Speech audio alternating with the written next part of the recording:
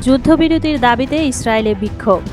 ফিলিস্তিনি ছিটমহল গাজার দক্ষিণাঞ্চলের একটি টানেল থেকে 6 জিম্মির মৃতদেহ উদ্ধারের পর ইসরায়েলে বিক্ষোভ শুরু হয়েছে।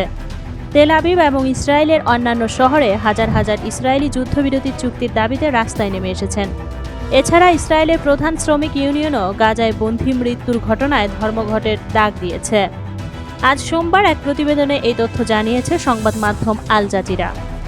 প্রতিবেদনে বলা হয়েছে, গাজায় যুদ্ধবিরতি চুক্তির দাবিতে হাজার হাজার ইসরায়েলি রাস্তায় নেমে এসেছেন এবং গাজায় আরও 6 বন্দীকে মৃত অবস্থায় পাওয়ার পর ইসরায়েলের প্রধান শ্রমিক ইউনিয়নও ধর্মঘটের ডাক দিয়েছে। প্রায় 11 মাস আগে গাজা যুদ্ধ শুরু হওয়ার পর থেকে ইসরায়েলে শুরু হওয়া সবচেয়ে বড় সরকার বিরোধী বিক্ষোভ ছিল এটি। গতকাল রবিবার রাতে বিক্ষোভকারী এবং নিরাপত্তা বাহিনীর মধ্যে সংঘর্ষের খবরও পাওয়া গেছে।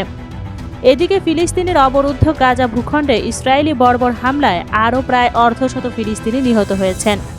এতে করে উপত্যকাটিতে নিহতের মোট সংখ্যা 40,700 ছাড়িয়ে গেছে। ফিলিস্তিনি স্বাস্থ্য কর্তৃপক্ষ মনে করছে, গাজা উপত্যকা জুড়ে ধ্বংস হওয়া বাড়ির ধ্বংসস্তূপের নিচে এখনও 10,000-এরও বেশি লোক নিখোঁজ রয়েছেন। মূলত গাজায় অবিলম্বে যুদ্ধবিরতির দাবি জানিয়ে জাতিসংঘের নিরাপত্তা পরিষদের প্রস্তাব সত্ত্বেও ইসরায়েল অবরুদ্ধ এই ভূখণ্ডে তার নৃশংস আক্রমণ অব্যাহত রেখেছে। উল্লেখ্য, গত 7 অক্টোবর হামাসের নজিরবিহীন আন্তঃসীমান্ত হামলার পর থেকে ইসরায়েল গাজা উপত্যকায় অবিরাম বিমান ও স্থল হামলা চালিয়ে যাচ্ছে। ইসরায়েলি এই হামলায় হাসপাতালে